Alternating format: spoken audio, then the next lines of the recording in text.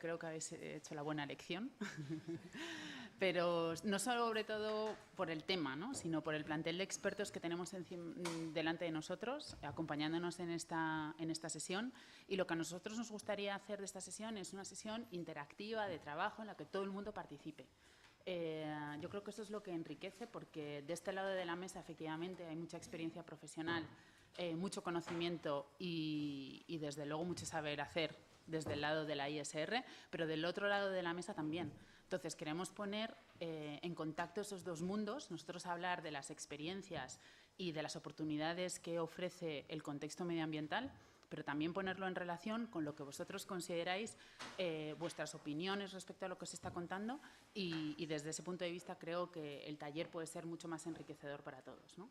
Entonces, sin más, porque llevamos un pelín de retraso, vamos a dar la palabra a Víctor Viñuales.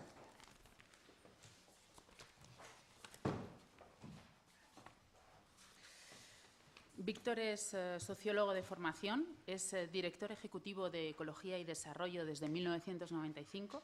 También es profesor asociado del Programa Superior de Dirección de Responsabilidad Corporativa en el IE Business School desde 2007. Es miembro del Consejo Social de Inditex, del panel de expertos en sostenibilidad de Solmeliá y del Consejo Asesor de Fundación Biodiversidad. Víctor también es miembro del Consejo Asesor de Triodos Bank, secretario de la Comisión Ejecutiva de Spainsif y miembro del Consejo Asesor del Fondo de Cooperación para el Agua y Saneamiento del Gobierno de España y del Consejo de Greenpeace. Con lo cual, con todos estos títulos, Víctor, nos tienes apabullados y esperamos mucho de la presentación. Adelante, cuando quieras. Muchas gracias, Ana. Decías que estaban aquí por nosotros, todos estos amigos y amigas, pero puede ser que es que no hayan cabido abajo. Pero vamos a ser bien pensantes, que es como hay que ser en la vida, y vamos a pensar que es que estáis aquí por amor y por vocación cierta, ¿no?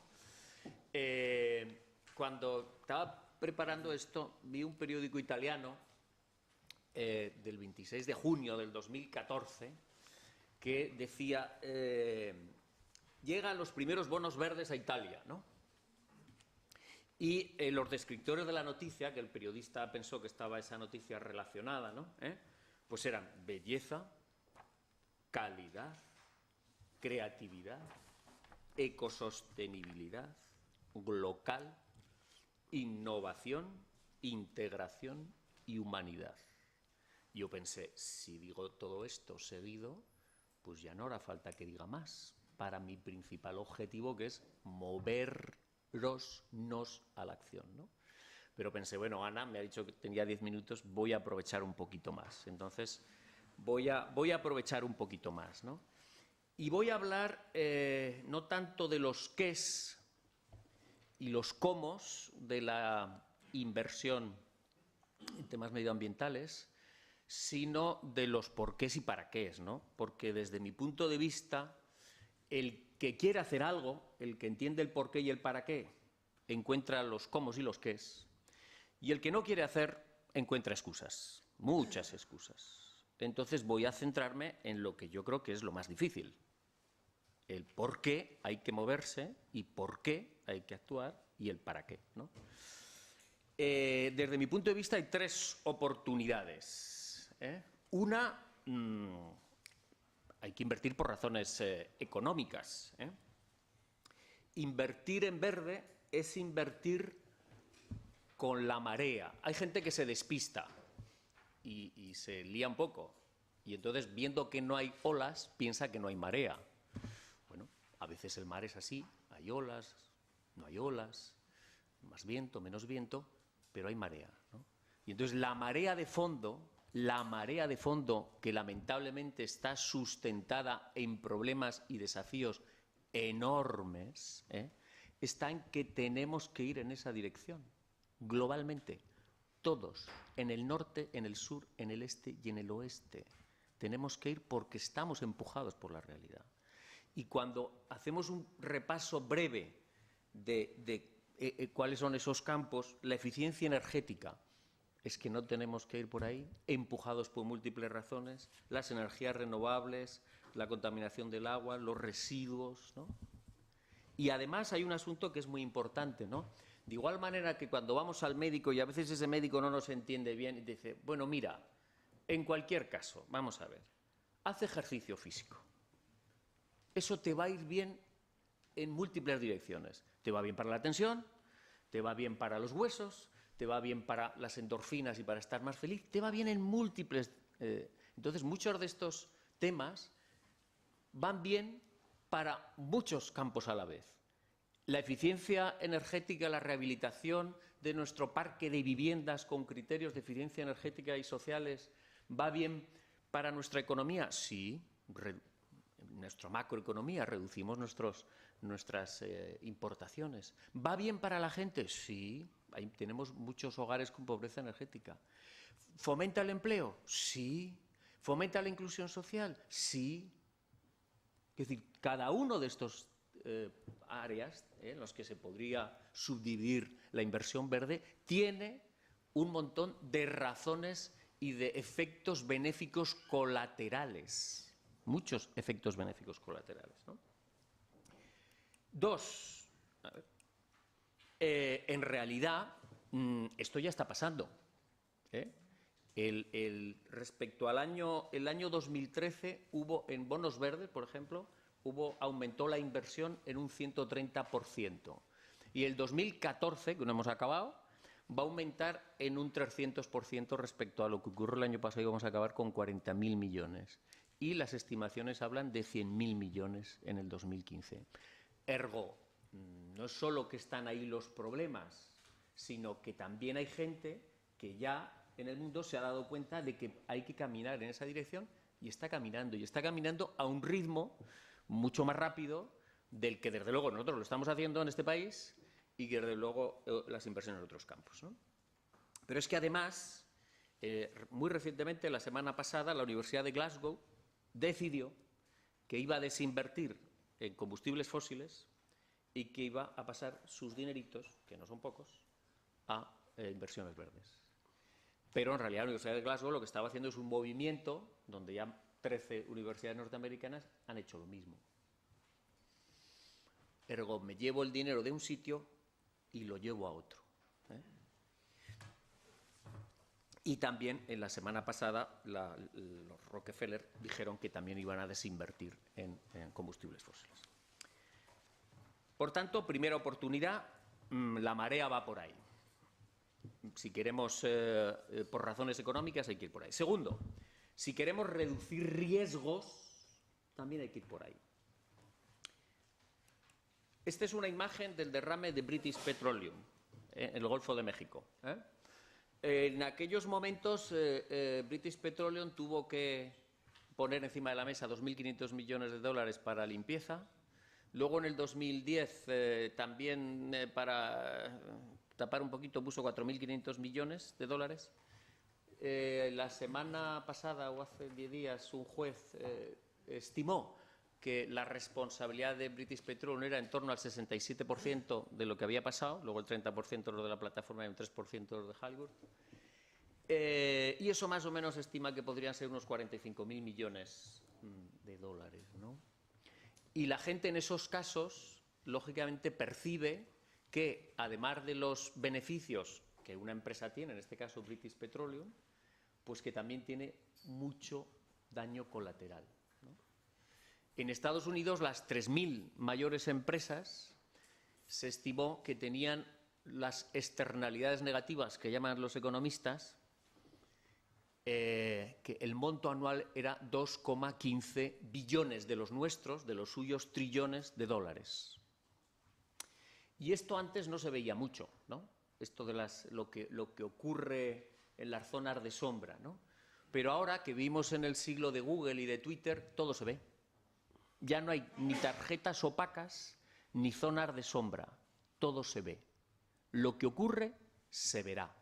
Antes, después, incluso en los restaurantes, para darnos confianza, antes nos tenían apartados donde comíamos y la cocina, pues ahora dicen, no, mira, esta es la cocina, mírala y así confías.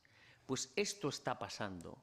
Ergo, aquellas entidades financieras que antes decían, bueno, pero yo no derramo petróleo, si es que mi negocio es ordenadores, papelicos, oficinica, ¿no? Es muy limpio, pues ahora la gente ya se interroga por quién hay detrás de, quién financia esas 3.000 empresas que tienen esas externalidades negativas por 2,5 billones de dólares. ¿Quién financia British Petroleum? Una vez estuve en Chile y la gente que estaba oponiéndose a las represas en Patagonia, impulsadas por Endesa, pues entonces me contaba su estrategia, ¿no? Y su estrategia era, desde luego, ir a hablar con los fondos de inversión, los planes de pensiones y todos los inversionistas de Endesa. Quiero decir, porque detrás de, y cuando, no sé si recordaréis, pero hace un tiempo, cuando nosotros estábamos en esta cosa de la ola inmobiliaria, no solo aquí, sino allende los mares, pues en una gran operación que se quería hacer en Baja California, en Cabo Cortés, los opositores vinieron a España. ¿A qué? A presionar a Bancaja, que era quien estaba financiando la operación. Quiero decir, cada vez más la gente mira qué hay detrás de las bambalinas. Antes no se podía ver casi, ahora sí. Ergo, si uno quiere evitar riesgos, pues entonces será bueno que se asegure que detrás de las bambalinas no tiene muchas cosas feas, ¿no? Y si puede embellecer detrás de las bambalinas, mejor, ¿no? Y por otro lado, y eso es otra cosa que yo creo que está pasando, cuando una de las, no sé cómo lo veráis vosotros y vosotras, ¿no? Pero yo creo que con la crisis de Lehman Brothers y después, lo que la gente ha empezado a decir, bueno, pero detrás de los que parece que mandan, ¿quiénes mandan? Y hay un cierto escrutinio adicional, ¿no? Antes se hacía un escrutinio a los países, ¿no? Y había listas de los países más contaminantes. Las sigue habiendo. Pero ahora, hace poco, no mucho, bueno, he pasado ya seguramente en The Guardian, aparecía un listado de las 90 compañías que son responsables de las 2/3 partes de las emisiones de carbono de este planeta. Con nombres y apellidos y cada una su porcentaje. ¿Por qué? ¿Por qué la gente pone una nueva lupa a las multinacionales y a las empresas y al sector financiero?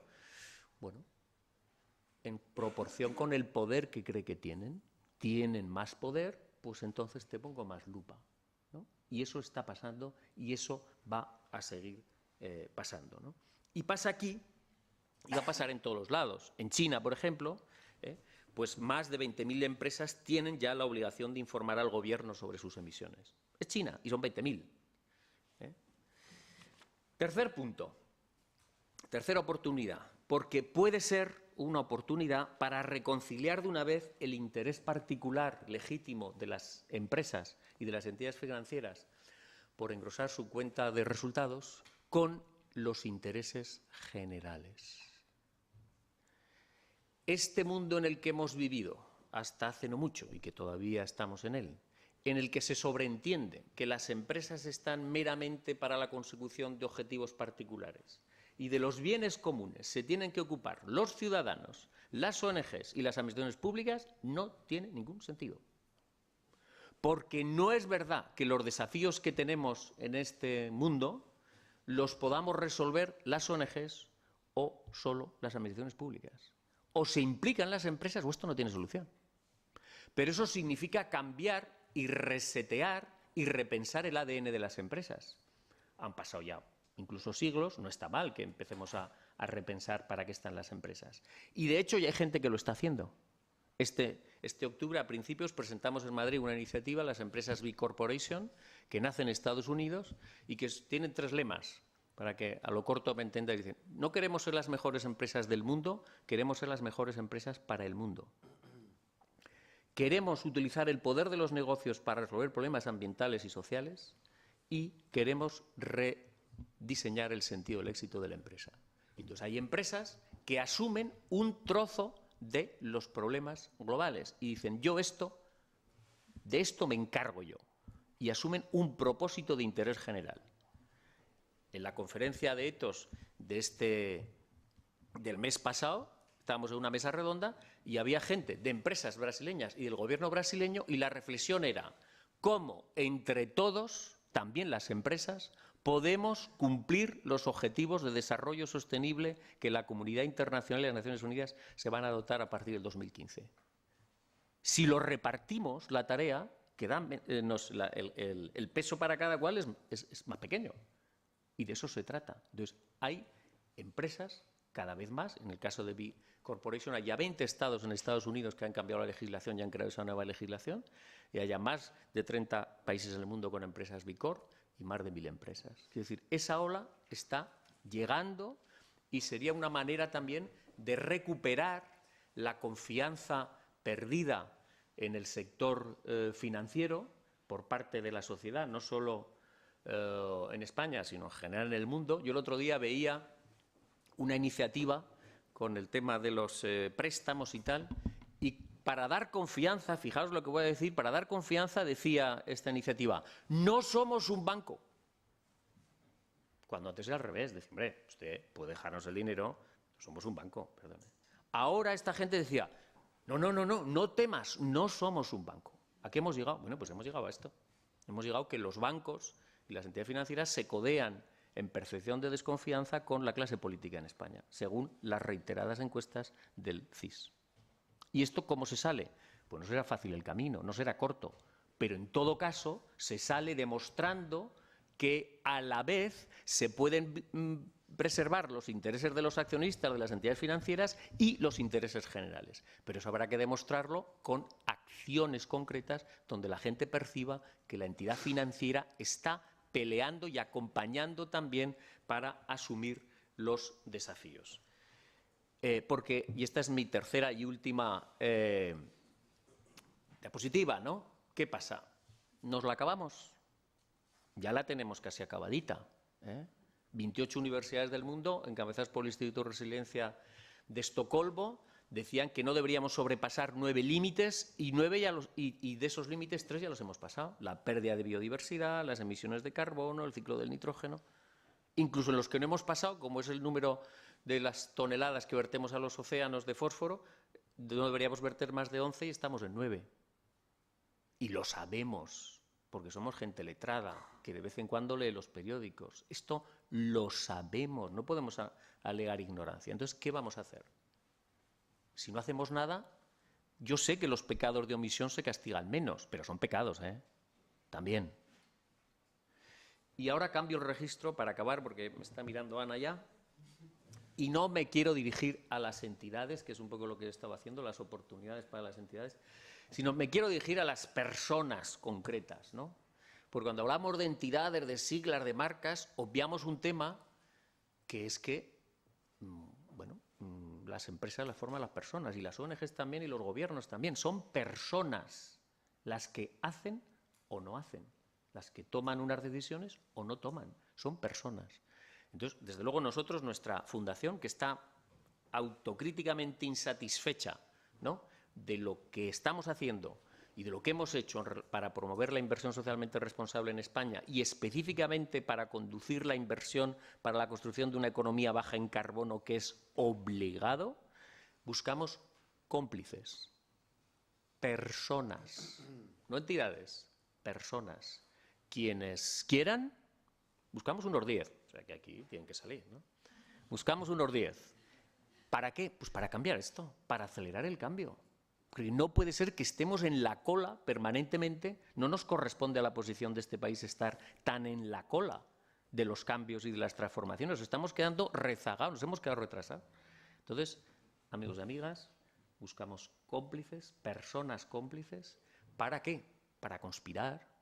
No solo los malos tienen que conspirar, también podemos conspirar la gente que tenemos que traer la buena nueva de una sociedad más verde, más inclusiva y más responsable, ¿no? Entonces, ahí lo dejaría, haciendo ese llamamiento a las personas cómplices para promover de una vez y dar el salto en las inversiones para una economía baja en carbono en España. Muchas gracias.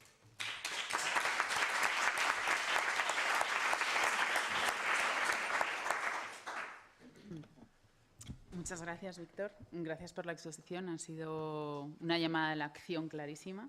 De esta sala seguro que te salen 10 cómplices o más.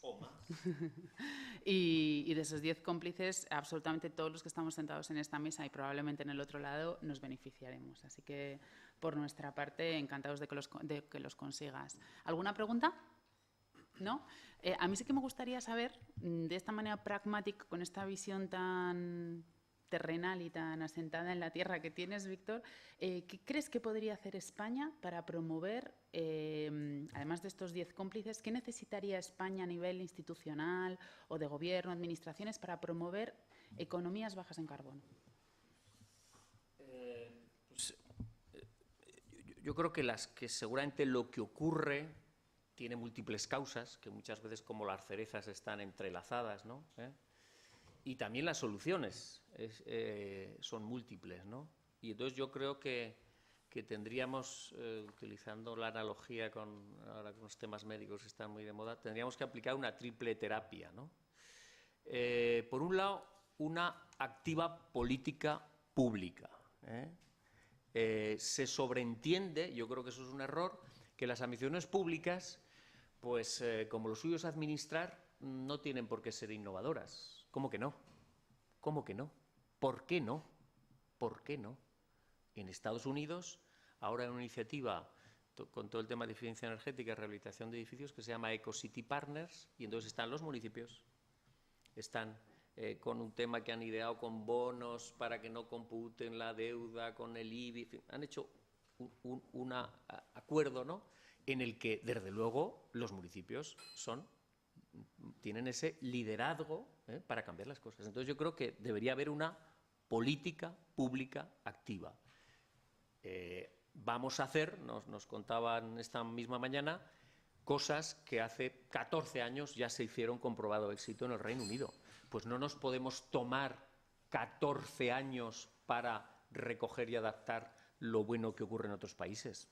No puede ser. Cuando Apple saca su móvil, Samsung no tardó 14 años en sacar el suyo, ¿no? Bueno, copian, adaptan, lo que sea, el patente, no sé, pero lo hacen rápido, ¿no? Cuando una cosa se ve que funciona, y por tanto, política pública. Segundo, los ciudadanos y ciudadanas. Nosotros también tenemos una parte importante de la responsabilidad. Nosotros somos extremadamente buenos para decir y no tan buenos para hacer. Yo le comentaba a una compañera antes de una estadística sobre el porcentaje de comercio justo en España en comparación con el resto de países de la Unión Europea. Y la media de la Unión Europea estábamos en el 12%. Había países como Suiza que estaban más del 30%. ¿Y nosotros en qué punto estábamos, queridos amigas, queridos amigos y queridas amigas? ¿Alguien que se atreva a decir en qué punto estamos? En el 1, muy bien, premio. En el 1. En el 1. Estamos en el 1. Pero seguramente si lo que hiciéramos es comparar encuestas de opinión, quedaríamos como los mejores o más, ¿no? 123. Quedaríamos fenomenal, pero en la práctica, entonces yo creo que un tema crítico es que los ciudadanos y ciudadanas, allí donde estemos, ¿no?, ejerzamos este poder que tenemos de impulsar a nuestras entidades financieras. No lo estamos haciendo. Y si no lo hacemos, pues tenemos una pata coja. Y finalmente, la tercera terapia para mí sería construir una nueva y necesaria cultura colaborativa en este país. No solo antes los chicos y las chicas íbamos a distintos coles y tal, pero esta idea de la endogamia ha subsistido. Y entonces las empresas están con las empresas, las ONGs con las ONGs, las academias con las academias, todo bien separadito y todo bien estéril. Porque la innovación está en la frontera. Y porque para cambiar las cosas se necesita la visión, la mirada y los esfuerzos del ecosistema.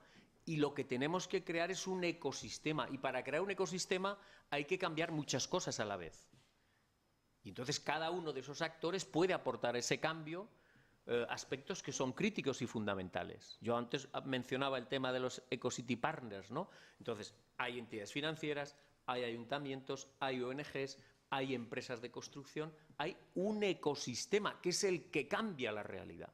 Entonces necesitamos esa nueva cultura, vale ya de estar juntitos los chicos con los chicos, las chicas con las chicas, las ONGs con las ONGs, las empresas con las empresas, expongámonos mutuamente a la escucha activa y al acuerdo y a la colaboración. Cada cual desde el lugar que les es propio. Es normal que cada cual esté en ese lugar, pero construyendo juntos sueños comunes, ¿no? Esa sería mi receta, la triple receta. Pues muy bien, muchas gracias, Víctor. Damos paso a Alberto, ¿te parece? Venga. Sí, yo creo que sí, ¿no? Para que puedas abrir tu...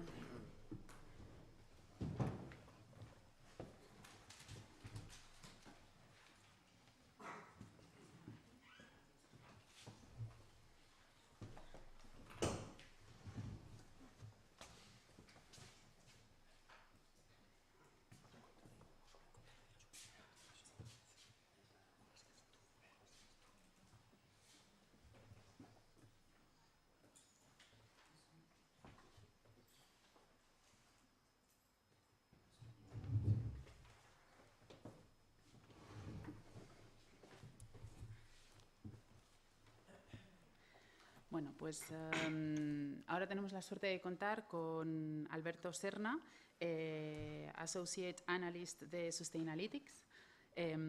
Alberto, antes de unirse a Sustainalytics, trabajó para la organización no gubernamental de ambiente y desarrollo holandesa Both Ends. Cuenta con una maestría de investigación en geografía humana, planificación territorial y estudios de desarrollo internacional en la Universidad de Ámsterdam y con una maestría de lengua y literatura inglesa en la Universidad de Alcalá de Henares en Madrid. Cuando quieras, Alberto. ¿Estás tú encendido? Sí. Pues nada, muchas gracias. Pues vamos a ver. Lo primero, gracias por invitarme y en la presentación que os quiero dar pues es un poco explicar por qué varias de las entidades que Víctor mencionaba han sacado todo su dinero o parte de su dinero de la industria de los combustibles fósiles. Como bien decía, mi nombre es Alberto. Y soy el analista líder en el sector petróleo y gas en Sustainalytics. Bueno, un poquito de saber dónde estamos para los que no nos conozcan, pues llevamos 20 años trabajando en el tema de ASG, inversión responsable. Estamos en 13 países, nos dedicamos solo a la ASG y a la inversión responsable y a dar servicios de inversión responsable. Y tenemos un equipo de 100 analistas, 180 personas, de los cuales 100 somos analistas, porque nos interesa generar conocimiento sobre los diferentes sectores que cubrimos. Y nada, pero bueno, me quería meter en el contexto. La idea de la presentación es dar a los inversores una estrategia de gestión de riesgo para el problema del cambio climático para las empresas petrolíferas. Y esto lo quiero hacer usando el concepto de stranded assets, para el cual no tengo una traducción al castellano. Si hay alguien en la sala que sabe lo que esto significa, pues le invito a que me lo diga. Y si no, pues voy a hacer lo posible por explicarlo. Entonces, la idea es que esto parte de la legislación a los acuerdos que se llegaron en Copenhague en el 2009, en la conferencia climática, de no dejar subir las emisiones de efecto invernadero a un nivel que afecte que deje de subir la temperatura global a más de 2 grados. ¿Okay? Entonces, es para el 2050, 2 grados con respecto a niveles preindustriales. Entonces, si queremos llegar a este objetivo, que es una legislación más o menos vaga porque son acuerdos entre países que son difíciles de implementar, pues tenemos que emitir mucho menos carbono del que se supone que todas las empresas petrolíferas tienen en sus reservas, ¿no? Si todas las empresas petrolíferas desarrollaran sus reservas y todo ese dióxido de carbono se pusiera en la atmósfera, pues emitirían 3 veces más de lo que nos permitiría llegar a un objetivo de solo 2 grados de media de calentamiento global en el 2050. Entonces, esto presenta pues, desafíos gigantes para las empresas petrolíferas, pero también para los inversionistas, porque lo que significa es que las empresas petrolíferas están invirtiendo y están manteniendo activos, las reservas, que son los que se supone que tienen que generar valor para el inversor, y que si esta teoría pues es correcta, pues nunca van a poder generar valor, porque va a haber una cantidad de mecanismos que van a evitar que estos activos se desarrollen, ¿no? Entonces, esos activos, assets, se van a quedar, yo diría, bloqueados, stranded. Yo creo que a lo mejor ese es el término que podríamos utilizar, pero bueno, voy a seguir utilizando el término en inglés.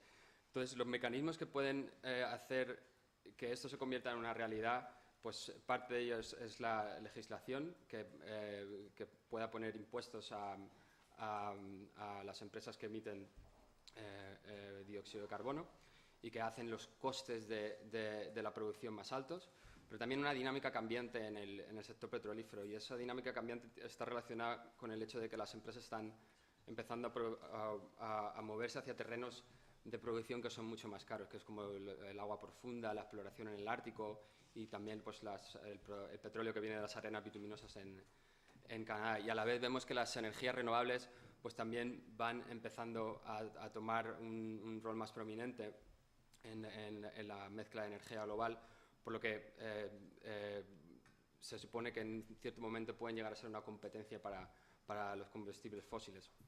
Entonces, lo que pasa aquí es que las empresas petrolíferas van a encontrar una situación en la que les cuesta más producir petróleo porque tienen todo tipo de costes añadidos por impuestos o por el tipo de proyectos de alto coste en los que están involucradas, y a la vez pues, puede que haya menos demanda porque las renovables van a ser una parte mayor de la mezcla de energía. Entonces, los márgenes que van a tener van a ser mucho más pequeños y hay ciertos activos que no los van a poder desarrollar, y esos son los activos que se quedarían bloqueados o stranded. Y luego, aparte, pues tienes otros mecanismos como la presión social, que no solo viene de parte de las ONGs, sino también de los inversores que, como bien decía Víctor, están sacando su dinero parcial o totalmente de empresas de carbón o de empresas que están muy involucradas en las arenas bituminosas. Y luego el imperativo económico de algunos inversores que no quieren tener nada que ver con el cambio climático, o sea, no por un tema ético, sino porque puede afectar a todos los activos que tienen, no solo el petróleo, sino a otro tipo de empresas. Entonces se puede que haya un movimiento de capital hacia otro tipo de sectores. Entonces, la pregunta es, lo que está claro es que este concepto de stranded assets no va a afectar a todas las empresas de la misma manera, ¿no? Entonces, ¿qué puedes hacer siendo un inversor? Es decir, estoy invirtiendo en una empresa que a lo mejor no va a generar dinero en 20 años a largo plazo, ¿no? Entonces, lo que se puede hacer pues, es intentar identificar qué es lo que hace que una empresa esté mayor o menor expuesta a este riesgo de tener sus activos bloqueados. Y para eso pues, tienes que mirar pues, a la intensidad de carbono de la producción y de las reservas, porque las empresas producen diferentes tipos de hidrocarbonos que tienen mayor o menor intensidad de emisiones. Lo que viene de las arenas bituminosas causa muchas emisiones porque requiere un proceso de mejoramiento, todo tipo de técnicas que requieren mucha más energía, y por ejemplo el gas natural no. Pues entonces lo ideal es identificar cuál es la intensidad de carbono total de la empresa, mirando a los tipos de hidrocarbono que la empresa tiene en su producción y en sus reservas, y luego a la participación de estas empresas en los métodos de producción de alto coste. O sea, el ir al Ártico cuesta dinero, no es una cuestión de ética solamente, es muy caro. Y lo mismo ocurre con la exploración y la producción en aguas profundas, si lo comparas con las aguas no profundas, y con las arenas bituminosas de Canadá. Son procesos muy complicados, es otro tipo de gestión. Entonces, las empresas que están muy expuestas a ese tema, pues pensamos que tienen el riesgo más alto de ser afectadas por el tema de stranded assets, ¿no? Y luego también tienes que mirar un poco a la gestión de la empresa, ¿no? Cómo aceptan los riesgos, están comunicando a los inversores que se creen el tema del cambio climático, que la regulación les va a afectar, que cambios en la demanda les va a afectar, están poniendo un precio de carbono para sus futuras inversiones, tienen algún tipo de estructura dentro de la organización para manejar todo este riesgo, y luego también están intentando reducir emisiones de sus propias actividades, ¿no? Entonces, si pones todas estas variables juntas, puedes llenar un esquema en el que puedes identificar qué empresas tienen alta exposición o baja exposición, y lo mismo con la gestión, una gestión débil o robusta. Entonces, nosotros lo que hemos hecho ha sido pillar unas 80 empresas de mercados desarrollados y usar este framework para analizarlas.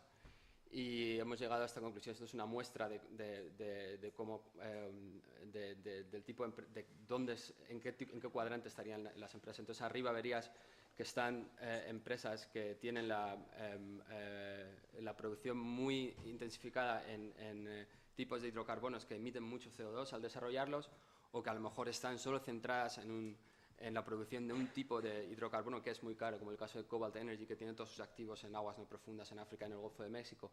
Las que están arriba del todo son las que están en Canadá, y las que están en el medio normalmente suelen estar las empresas, las mayores empresas petrolíferas, porque tienen una producción y una reserva más diversificadas, que contiene bastante gas natural, que causa menos emisiones, y abajo pues están normalmente las que se dedican al gas. Y de izquierda a derecha pues es el tema de gestión. Las que están a la izquierda, la gestión débil, y las que están a la derecha, pues una gestión más robusta.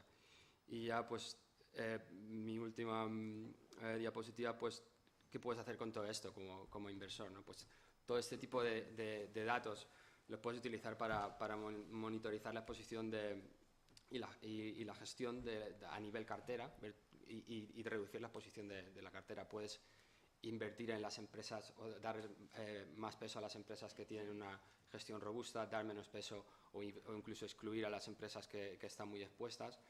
Y luego a nivel de empresa pues hacer lo mismo, monitorizar la exposición y la gestión, y luego priorizar los temas de diálogo, porque son muy importantes, porque hay muchas cosas que no están claras. Es muy difícil entender, las empresas no están diciendo abiertamente cuáles son los costes que les llevan la exploración en el Ártico, o la exploración en aguas profundas a nivel de proyecto, y son cosas que debemos entender y queremos entender para perfeccionar ese marco de análisis. Y luego también pues dialogar sobre publicar más información sobre los modos sobre las reservas que tienen en los diferentes modos de producción, y dar más información al inversor sobre cómo ellos ven el mercado evolucionando, y cómo ellos ven si la demanda, o la baja demanda, o un bajo precio del petróleo les va a afectar en el futuro. Y vamos, ahí lo quería dejar. Es simplemente presentar una posible estrategia para manejar el riesgo de cambio climático, y decir que si quieres, como inversor, puedes hacerlo, porque hay información disponible para hacerlo. Ya está. De acuerdo.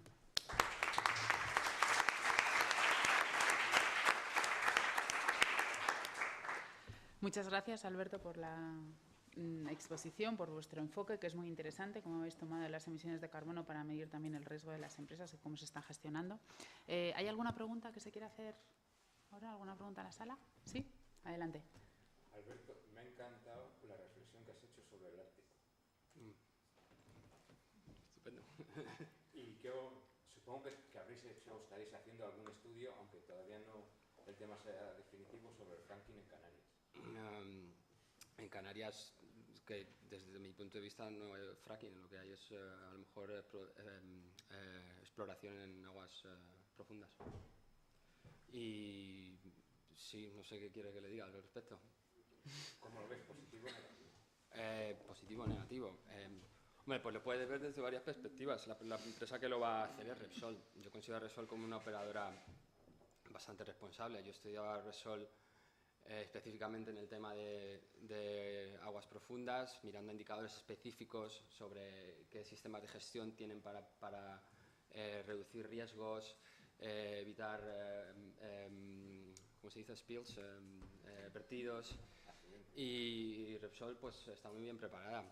Eso es así, pero también yo sé que Repsol le gusta ganarse el corazón de los gobiernos para tener licencia para operar a todos los niveles, pero también le gusta ganarse el corazón de las comunidades locales. Están haciendo exploración en aguas profundas en el norte de Colombia y están haciendo un trabajo fantástico, haciendo engagement con las comunidades locales que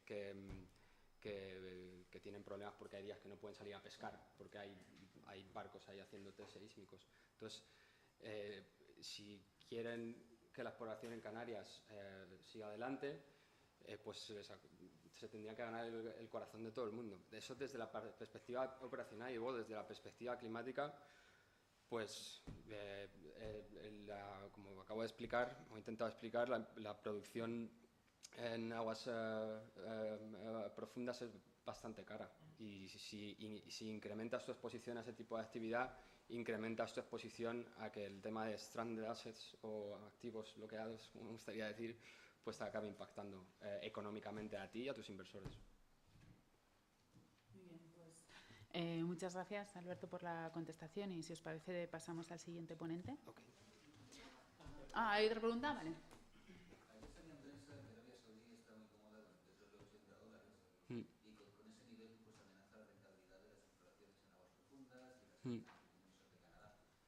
Ese tipo de control de mercado que sucracia no aparece en esa matriz de riesgos. Me gustaría saber cómo internalizáis eso en Ya. No, tienes toda la razón. Normalmente nosotros estamos haciendo análisis de empresas específicas e intentamos entender pues, este tipo de procesos a nivel global y cómo diferentes países intentan controlar pues, el precio y la demanda y todo eso. Y entonces a nivel de empresa es difícil internalizarlo. Y es que no sé muy bien cómo contestarte, porque es que son tantos factores políticos. A veces nosotros, hace poco en Estados Unidos hubo todas las empresas estaban diciendo que tenían tanto petróleo, shale oil, ¿sabes? Que también utilizas fracking para sacarlo. Y de repente, pues, lo que pasó fue que las reservas se disminuyeron por el 96% después de que el gobierno de Estados Unidos hiciera un estudio. Y el precio del petróleo pues no se veía afectado, ¿no? Y todo el mundo seguía creyendo pues, que el shale oil en Estados Unidos era lo más, ¿no? Entonces, hay tantos factores que no nos ayudaban a entender por qué estaba pasando eso, factores políticos sobre lo que estaba pasando en Rusia y en Ucrania, cómo estaba reaccionando la administración de Obama a todo esto, qué mecanismos tienen ellos para mantener el precio del petróleo. Entonces, es difícil incluir en un marco así ese tipo de consideraciones. Para nosotros lo más importante es, de momento, pues, mirar a la intensidad de carbono y a la estrategia de la empresa para estar involucrada en proyectos que le van a costar mucho dinero en un escenario dentro de 20 años donde a lo mejor el precio del petróleo, por estos mecanismos que tú dices o por otros que acabo de mencionar, va a estar muy bajo. Entonces, no lo veo difícil, porque además es como muy inesperado, ¿no? O sea, yo no puedo controlar que el gobierno de Arabia Saudí decida mantener el precio a este nivel. Muchas gracias, Alberto. Si no hay más preguntas, pasamos entonces, si te parece, a ti, Ignacio.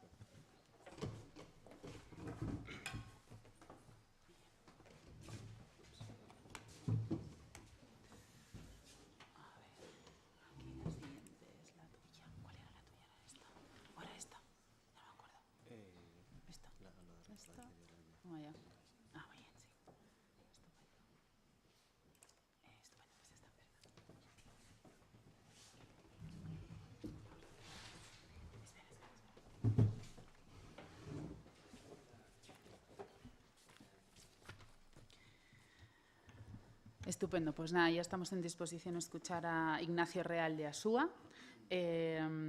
Ignacio cuenta con más de 20 años de experiencia en el área financiera de Iberdrola, desarrollando toda su carrera profesional en esta empresa. Inicialmente en el área de tesorería, participando en la evolución tesoro-financiera de Iberdrola, del concepto de empresa única hacia la consideración de Iberdrola como una corporación o grupo de empresas. Desde 2006 desempeña las funciones de jefe del mercado de capitales y gestión de riesgos financieros para el grupo Iberdrola, habiendo participado en el proceso de internacionalización del grupo, la gestión de los riesgos de tipo de cambio asociados, así como realizando operaciones de financiación a largo plazo en los mercados de capitales por más de 20 billones de euros. Es licenciado en Ciencias Económicas Empresariales por la Universidad del País Vasco y desarrolló la especialidad en el área de finanzas. Cuando quieras, Ignacio. Muchas gracias. Gracias, Ana. Bueno, en principio deciros que yo soy financiero, entonces tengo una visión, vamos a decir, muy poco orientada al mundo de la responsabilidad social y sí al mundo de cómo financiamos las inversiones en el Grupo Iberdrola. Yo creo que el Grupo Iberdrola prácticamente todos lo conoceréis porque estáis en este entorno de sostenibilidad y yo creo que Iberdrola es una de las compañías que primero empezó a invertir en renovables. Yo creo que fue pionera en los años 2000, a principios de los años 2000, y luego hizo un fortísimo esfuerzo inversor en la segunda parte de los 2000, antes de llegar al 2010. Posteriormente también focalizó muchísimo su estrategia en todos los aspectos renovables y en los aspectos de redes. En el plan estratégico que tuvimos en el año 2012-2014, el 75% de la inversión que desarrolló Iberdrola estaba orientada al mundo, vamos a denominarlo sostenible, o como algunas agencias independientes lo identifican, que sería la parte de redes y distribución y la parte renovable pura. Y en el plan estratégico del 2014 al 2016 vamos a continuar con esa estrategia, ¿no? Un poco, bueno, yo creo que Iberdrola está muy focalizada, no sé si la conocéis con mucha precisión, pero está muy focalizada en el área atlántica. Los principales países donde desarrolla su negocio son en España, Reino Unido, Estados Unidos, México y Brasil. Y, de alguna forma, para mostraros las razones por las cuales nosotros tendemos a llegar a hacer un bono verde, es básicamente porque nuestras inversiones son elegibles, vamos a denominarlas así, como sostenibles. Dentro del plan, como os comentaba, 2014-2016, bueno, un poco tenéis aquí la distribución de los países en los que invertimos, que son los que os comentaba, y luego, por otro lado, la inversión se centra principalmente en redes, que sería la distribución eléctrica principalmente y el transporte, muy orientada a las inversiones que se hacen en renovables. Entonces, hacemos un parque eólico, y ese parque eólico hay que conectarlo a las redes, para que pueda distribuir y para que pueda llegar a los consumidores.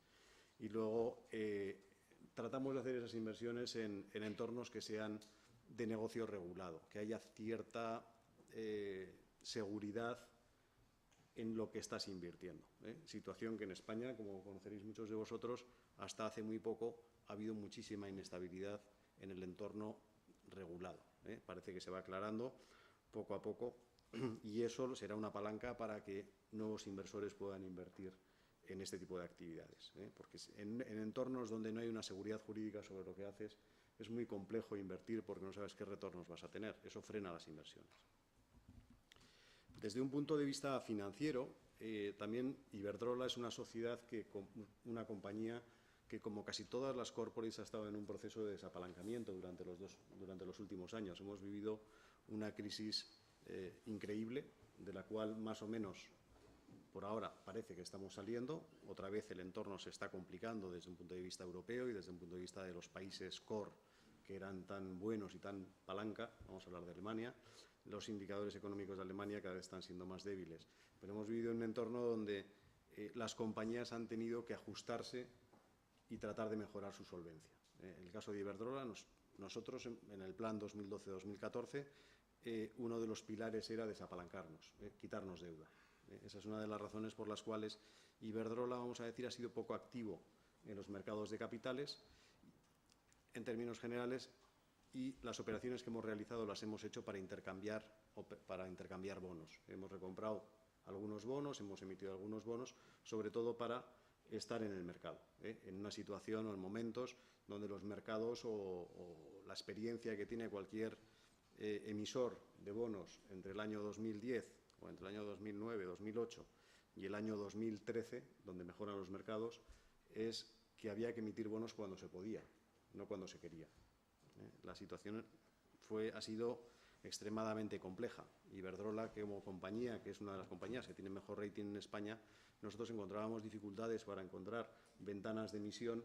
Empresas con con negocios a lo mejor menos regulados o con más problemas en términos de calificaciones crediticias, pues se las han pasado canutas, y muchas de ellas no han podido financiarse, y han tenido que jugar o renegociar con los bancos. Gracias a Dios, desde el año 2013 hay un gran cambio para compañías como nosotros. Los mercados se abren, como todos sabréis y seguiréis, la prima de riesgo se ha comprimido muchísimo. Estamos en una situación muy buena. El Tesoro español ya tiene financiado más del 90% de sus necesidades para el 2014, está haciendo operaciones en mínimos históricos, hemos estado cerca de hacer letras a tasas negativas. O sea, la situación, vamos a decir, es mejor, y esperemos que continúe siendo ligeramente mejor. Pero de alguna forma, un poco lo que os quiero transmitir es que Iberdrola no ha realizado operaciones para nueva inversión, porque no ha tenido necesidades financieras suficientes para realizarlas. Si nos vamos al mundo de los green bonds, y aquí un poco Víctor comentaba la marea creciente, pues efectivamente es la marea creciente. Si os fijáis en los importes emitidos, bueno, aparecen los importes emitidos y también el saldo vivo que hay cada uno de los años, pues en el 2006 había 1.000 millones de dólares. Eso no es nada. No es nada. En un entorno de grandes empresas es poquísimo. O sea, en la operación que luego os voy a contar, nosotros hemos hecho 750 millones. O sea, en el año 2006 se puede decir que esto no existía. Posteriormente, y en una situación de mercado extremadamente compleja, los años 2008, 2009, 2010, 2011, 2012 son años complicadísimos en términos generales, para que las empresas se financien o investiguen si pueden conseguir o utilizar instrumentos nuevos o salirse algo del estándar. Es complicadísimo cuando el mercado está muy mal hacer cosas que sean distintas del estándar, porque tienes el riesgo de que los inversores duden y no coloques tus bonos. Entonces, en esos periodos, todas las grandes empresas, seamos más sostenibles, menos sostenibles, siempre vamos a tratar de ir al estándar. En el año 2013, desde mi punto de vista, y para el mundo de las corporates, si os fijáis, el tipo de inversor hasta el año 2013, hay muy poca empresa. Lo que hay es mucha agencia, mucho órgano supranacional, el BEI, el Banco Mundial, este tipo de vamos a decir, emisores triples As que son capaces de vender bonos cambiando ligeramente el estándar. Pero una empresa que no es un triple A, y me parece que ya no hay empresas triples As, va a tener muchísimas dificultades para hacer este tipo de operaciones. El año 2013 hay una empresa, normalmente en los mercados de bonos, siempre el que innova o el que abre el mercado, siempre es una empresa con muy buena calificación crediticia. Yo creo que a finales del año 2013 EDF hizo una operación bastante grande de aproximadamente 1.400 millones de euros con un bono verde que estaba asociado a una serie de proyectos. A nosotros nos llamó la atención, no nos llamó mucho la atención porque ya habíamos estado viendo la posibilidad de utilizar este tipo de instrumento. Lo que pasa es que nos resultaba difícil porque los mercados todavía no estaban demasiado construidos o no son suficientemente buenos como para innovar. EDF lo que fijó fue una especie de estándar de qué hay que hacer para hacer una operación de estas características. O sea, en unas operaciones de estas características, como no vayas al estándar, puedes estar tratando de originar esa operación 5 meses y si se empieza a generar un estándar puedes llegar a hacer una operación de estas características en 2 semanas. El tiempo es un elemento que es bastante caro, por decirlo de alguna forma, con lo cual, en la medida que se van generando estándar, vamos a ir viendo operaciones de estas características. Luego, las rupturas que hay por tipos de bonos, pues casi todo es términos de medio ambiente. También es el social. A mí, la verdad, me llamó la atención cuando nosotros, cuando hicimos el bono, seleccionamos a Vigeo como experto independiente y me llamó la atención cuando empezamos a contarles la cantidad de inversiones que hemos realizado en el entorno elegible, que sería principalmente en nuestro caso toda la actividad de distribución, de transporte de energía, de mejora de contadores y sobre todo toda la inversión renovable. Me llamaba la atención que lo que decían es, bueno, sí, a mí me parece muy bien que ustedes hayan invertido en todo esto, pero ¿cómo han invertido? ¿Han invertido de forma sostenible o no? Y entonces tuvimos que plantear reuniones con los departamentos de compras, con los departamentos de recursos humanos, para indicarles y demostrarles que todas esas inversiones se habían realizado de una forma sostenible. Yo un poco resaltar la marea extremadamente creciente. En nuestro caso, muchas veces nos encontramos, bueno, Iberdrola, si recordáis, en el año 2007, si hay algún aficionado a la vela, que era la Copa América y había un barco que era verde. Y un barco que era verde es menos competitivo que el resto de barcos, porque como tiene pintura verde y el resto van a carbono puro, normalmente van a navegar un poco más despacio. Y el nuestro era verde. Nuestro presidente siempre lleva una corbata verde. Los empleados, cuando vamos a hacer algún acto, vamos con una corbata verde. El verde es el color de la empresa, con lo cual no tiene mucho sentido que haya empresas que están realizando bonos verdes e Iberdrola no lo esté realizando. Esa fue la principal palanca inicial para acudir a este mercado. Luego hay otras. otras que se van desarrollando como consecuencia de esa marea creciente. Y desde un punto de vista de Iberdrola, empresa española, aunque somos poco españoles desde un punto de vista de generación de caja y de activos, etcétera, etcétera. Pero bueno, a nivel de mercados hemos estado contagiados por toda la situación que se ha producido tanto en España como en los países, en las empresas que pertenecen a países periféricos, independientemente de que su generación de caja o sus activos estén fuera de España. Lo que encontramos a principios de este año era la posibilidad o la suficiente estabilidad para plantearnos una operación de estas características, que entendíamos que Iberdrola tiene que hacer operaciones de estas características. En principio, y yo que pertenezco al mundo financiero y soy responsable de las operaciones del mercado de bonos, yo cuando me dicen, no, es que a ver si lo hacéis verde, yo digo, no, lo haremos verde siempre y cuando nos aporte algo desde un punto de vista de ejecución de las transacciones. Y luego, pensándolo un poco mejor, al final dices, joder, hacerlo verde tiene un elemento muy, muy interesante. Hay gestoras que no pueden comprar aquello que no sea verde, mientras que las gestoras habituales pueden comprar aquello que es verde. Y además les puede interesar para un futuro o para hacer trading de carteras o para lo que sea. Con lo cual, la base inversora es posible, cuando lo planteábamos, que fuese más grande que la base inversora que tenemos en condiciones normales con un bono senior. Eso es un elemento bastante interesante por dos razones. Una de ellas es porque te permite diversificar la base inversora tradicional que ha estado comprando nuestros bonos en los últimos años, y por otro lado, y esto es a favor de los emisores, porque puede llegar un momento, o con estas operaciones llega un momento donde los costes de emisión para el emisor, independientemente de que tengas que contratar una agencia que te haga esa valoración independiente, que tengas que incorporar en la memoria anual o en los informes de sostenibilidad algún tipo de información relativa al uso de los fondos que estás haciendo respecto a los activos que estás financiando, lo que implica a lo mejor es que emites los bonos al mismo precio o incluso mejor, porque tienes una base inversora que está tratando de comprar más bonos. En nuestro caso, luego lo comentaré, eso sucedió. En términos de las características con respecto a un bono estándar, lo más diferencial es el uso de los fondos que vas a hacer. Normalmente el uso de los fondos cuando se hace una operación de bonos en una gran corporación es para cubrir necesidades generales financieras. En el caso de un Green Bond tienes que especificar a qué proyectos elegibles van a ir destinados esos fondos.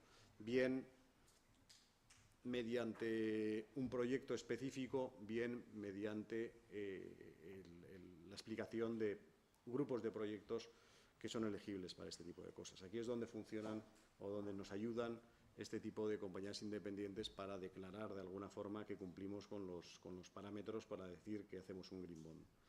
Luego, como decía, la demanda y precio puede llegar a ser algo más interesante o más ventajosa. En la situación actual, donde todavía no es un mercado excesivamente desarrollado, la marea sigue creciendo.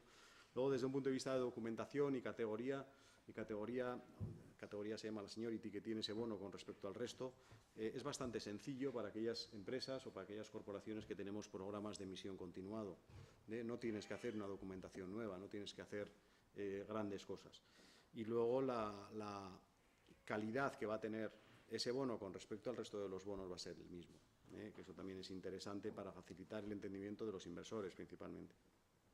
Y luego, posteriormente, tienes que hacer un análisis o tienes que mantener informado a los inversores, porque muchas de las gestoras, quiero entender, que en sus informes, a su vez, tendrán que recoger el informe que presenta Iberdrola en relación a los bonos estos.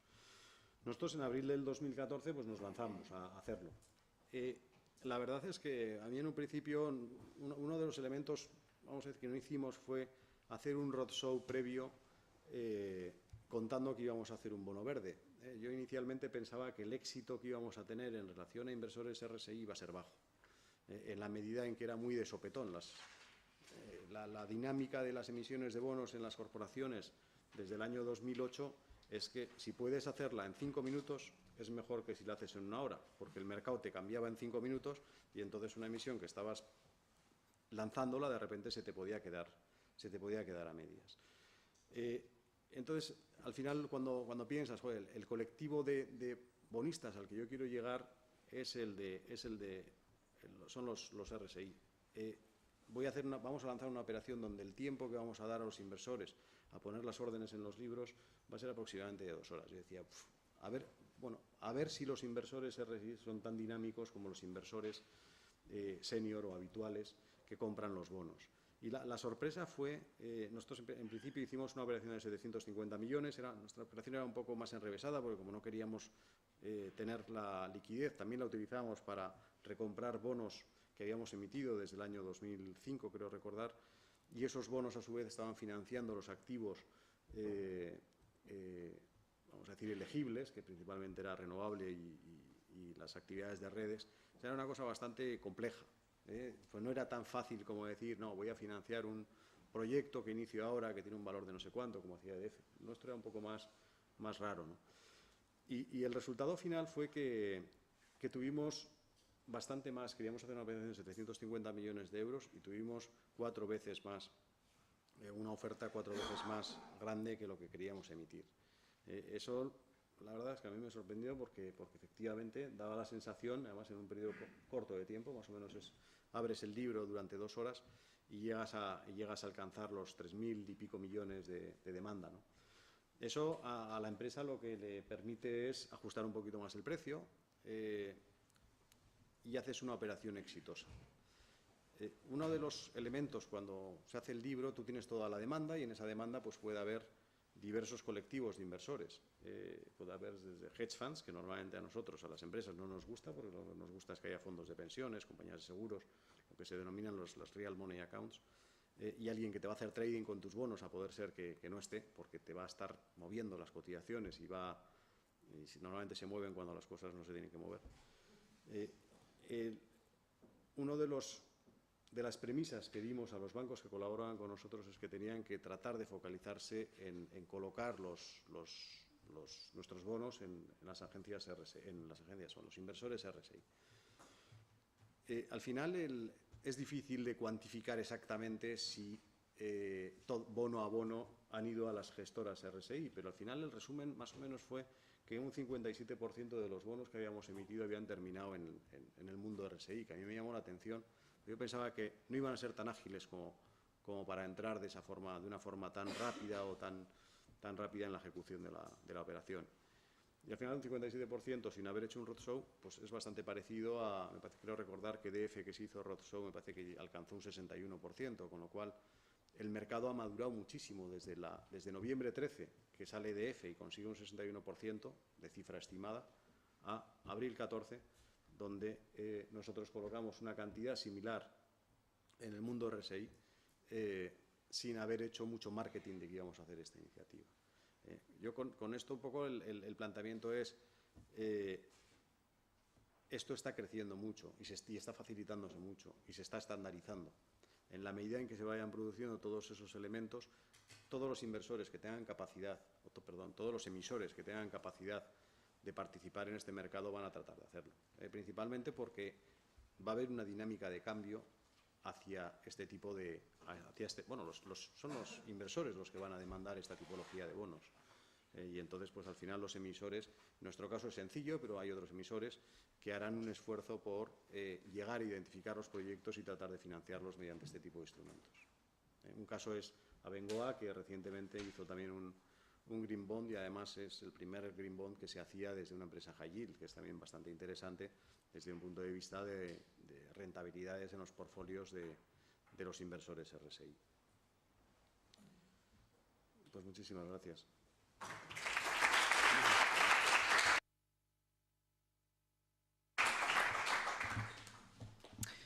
Muchas gracias, Ignacia. Ha sido muy interesante conocer de primera mano de la persona que ha estado construyendo este primer Green Bond para Iberdrola y seguro que será el primero de muchos otros que vendrán después.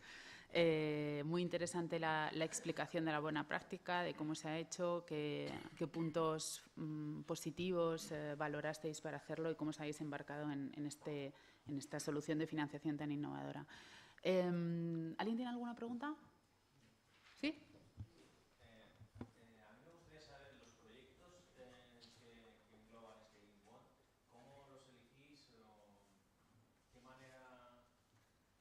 Se puede, se puede hacer un Project Green Bond, donde sería un proyecto específico.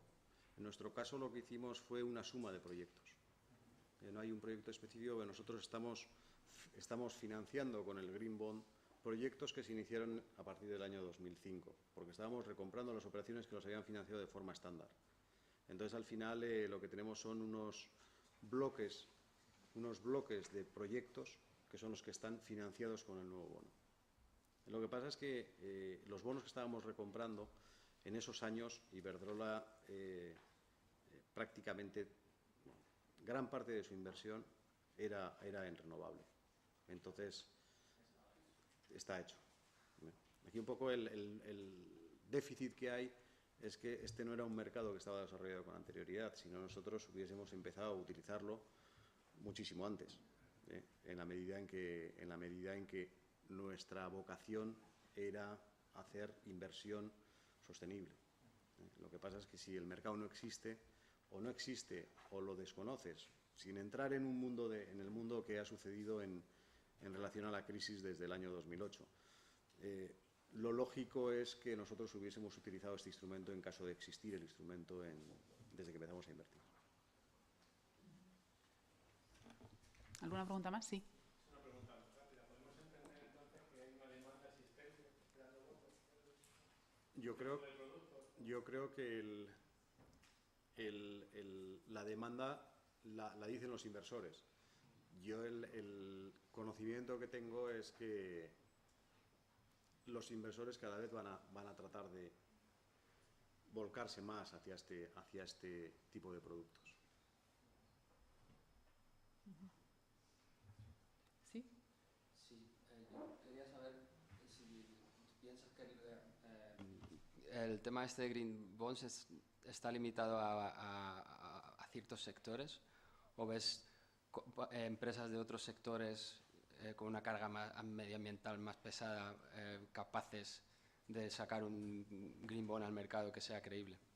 Por ejemplo, una petrolera. A mí me sorprendió muchísimo cuando estuvimos viendo qué inversiones son elegibles. Yo pensaba que solamente era la renovable. Hay muchísimas, muchísimas. Y entonces yo creo que casi todas las empresas que hagan actividades o hagan inversiones de forma sostenible van a tener su posibilidad de hacer este tipo de operaciones de financiación. No es el catálogo, pero el catálogo es de varias hojas. Hacerle una pregunta también, por favor.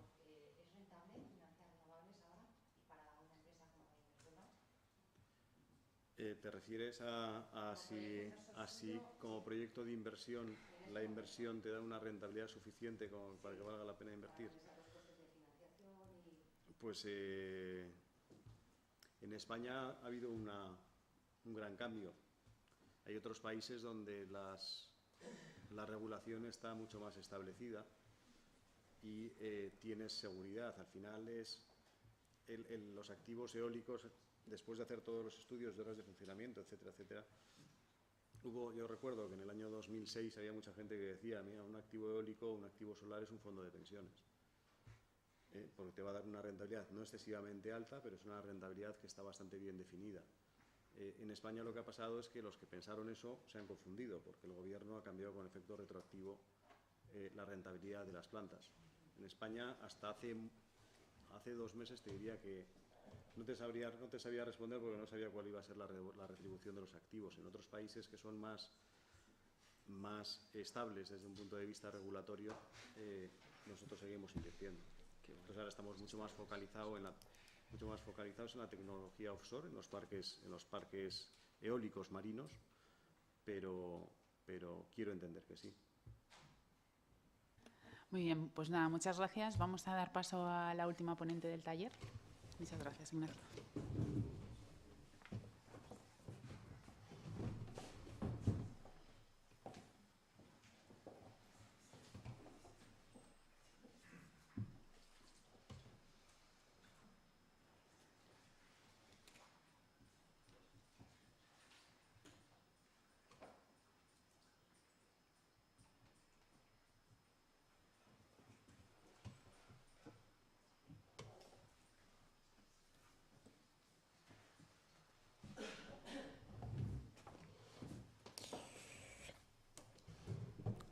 Bien, pues Sofía del Campo es la directora general de Natixis Global Asset Management para Iberia y Latinoamérica. Se unió a la firma en 2011, cuando abrió la oficina en España para desarrollar el negocio de la entidad en España, Portugal, Andorra y Latinoamérica. Con más de 20 años de experiencia en el mercado financiero y 12 de ellos dedicados a la industria de la gestión de activos en España y Francia, Sofía ha trabajado desde el año 2000 en España en el desarrollo de la inversión socialmente responsable. Representa en Spain a Mirova, la gestora especializada en inversión socialmente responsable del grupo Natixis Global Asset Management, una de las gestoras más relevantes en Europa en esta materia. Sofía del Campo es licenciada por el Institut d'études politiques de París y tiene un máster en Ciencias Económicas por la Sorbonne. Así que nada, adelante, Sofía, cuando quieras. Nada, muchísimas gracias.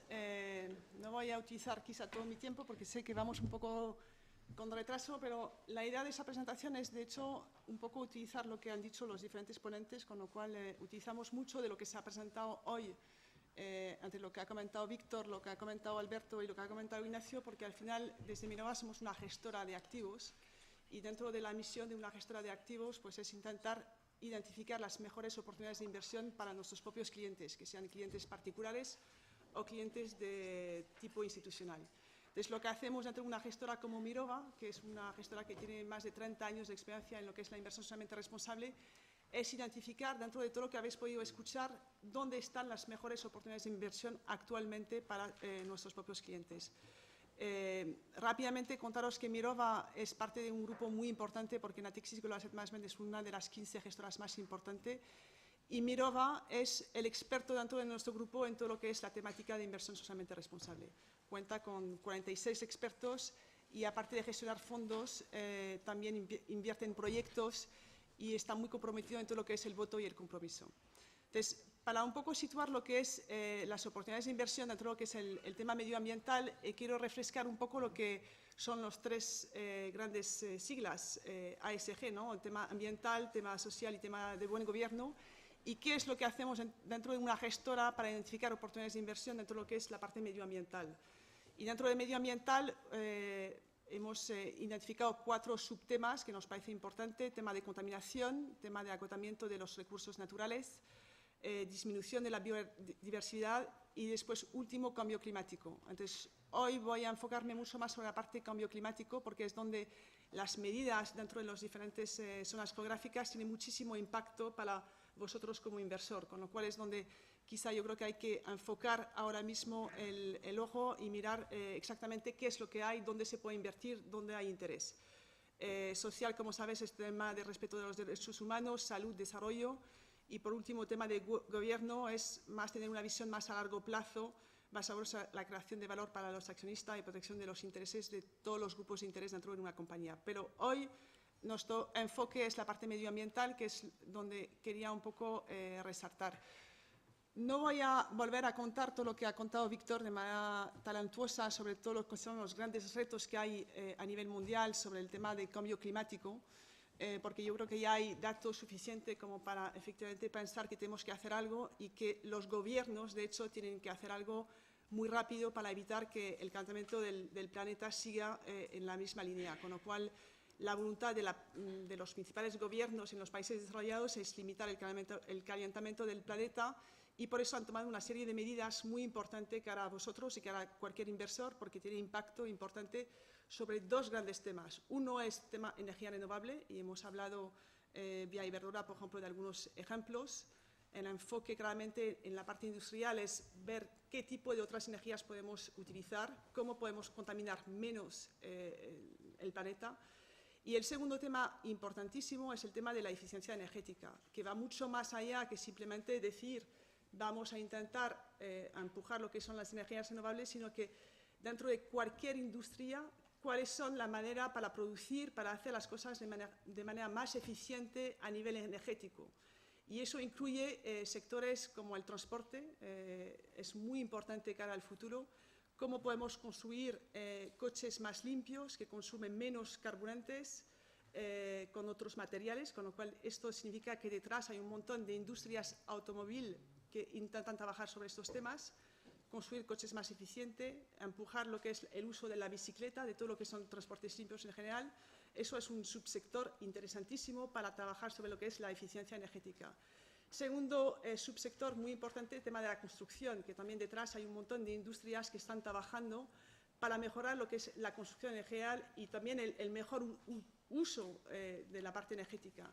Hacer edificios más limpios, hacer edificios que guarden el calor en invierno y al revés sea más fresco en verano para utilizar menos todo el tema de aparatos, en fin, que contaminan muchísimo, con lo cual es detrás de esta eficiencia energética del mundo de la construcción ejemplos de compañías tanto europeas como americanas que son interesantísimos en cuanto a innovación, porque es donde realmente hay oportunidades de inversión para un inversor como vosotros. Construcción, tema de transporte y después, en general, cualquier tipo de industria se tiene que plantear en el futuro cómo pueden producir las cosas que producen de manera más eficiente a nivel energético. Y es lo que miramos cuando analizamos una compañía en este criterio medioambiental, es su capacidad de producir de manera cada vez más limpia, utilizando cada vez menos contaminación. Y eso también es interesante porque dentro de lo que es la gestión de activos y dentro de este subcompartimento medioambiental es lo que se va a analizar de una compañía.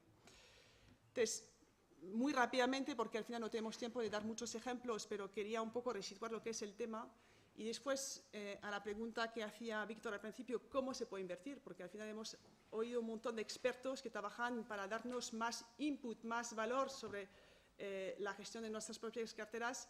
Pues actualmente hay un montón de vehículos para invertir en estos proyectos y para invertir en estas compañías que consideramos que tienen un impacto más positivo que otras sobre el medio ambiente. Y empieza con el tema de fondos de inversión. La gran novedad para el inversor es que ahora hay fondos de renta fija. El hecho del bono verde, la gran ventaja que tiene para el inversor es que ahora estamos hablando de perfiles de riesgo radicalmente diferentes a lo que hablamos históricamente, donde los únicos fondos de inversión donde el inversor realmente podía invertir eran en fondos de renta variable. Ahora el inversor tiene acceso a fondos que tienen un perfil de riesgo mucho más bajo, que también corresponde al perfil de inversión de mucho de la gente que estamos en la sala. No queremos poner nuestros ahorros en temas que nos den miedo, con lo cual la parte de renta fija es fundamental para que la inversión socialmente responsable crezca en España. Mucha gente me dice cómo en Francia habéis crecido tanto en inversión socialmente responsable comparativamente con España. Uno de los motivos es justamente la emergencia de estos fondos de renta fija. Si queremos que el inversor final y que cualquier inversor se interese por la inversión socialmente responsable, la parte de renta fija tendrá mucho que decir. En la parte de renta fija, para el inversor, no se puede quitar, y de hecho lo mismo en la parte de renta variable, pero quizás se ve más en la parte de renta fija, en los bonos, no se puede quitar la parte financiera. La parte financiera, el análisis del bono como tal es fundamental. No se trata de invertir en un bono verde porque tiene el lacito verde, sino que se trata de invertir en un bono porque tiene características financieras interesantes para el inversor. No es porque vamos a invertir en un bono verde que vamos a perder de vista lo que es la rentabilidad financiera del cliente y del inversor, con lo cual eso es fundamental.